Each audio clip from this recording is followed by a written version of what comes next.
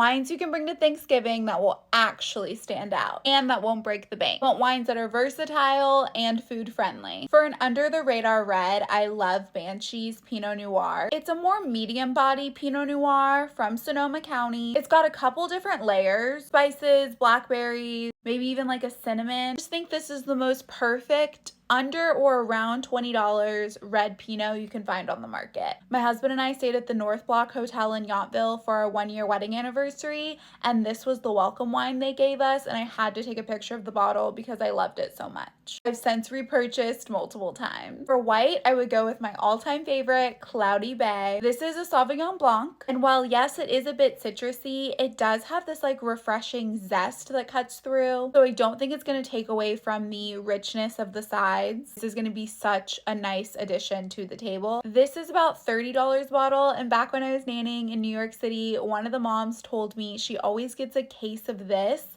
for around $30 a bottle, and then we'll switch to Oyster Bay's Sauvignon Blanc, which is anywhere between like 10 and 14 a bottle. This is when they're sober and want to impress with the nice wine, and then you come in with the Oyster Bay on the back end when they just want to keep drinking and having fun. Because they're very, very similar, but this one is better. When it comes to bubbles, I would skip champagne and instead go with a sparkling rosé. Now this is my wild card pick, but I think it can really cut through the richness of the sides and appeal to like a broader audience. Every time I brought this to a party, people want to try it. I think it's really elevated and unique, and I just love it for Thanksgiving. Got notes of jasmine and vanilla, as well as like a lingering flavor of almond. The hardest thing about this wine is finding it. When you do, it's typically around $40 a bottle. I would grab 2. And for the grand finale, I would do a port of some sort, a dessert wine. I would do the Graham's 10-year Townie port, around $30 a bottle. It has a really nice nutty caramelized dry fruit flavor palette. I think would go great with pie or the post dinner cheese plate. Very drinkable. Anyone who hasn't had port,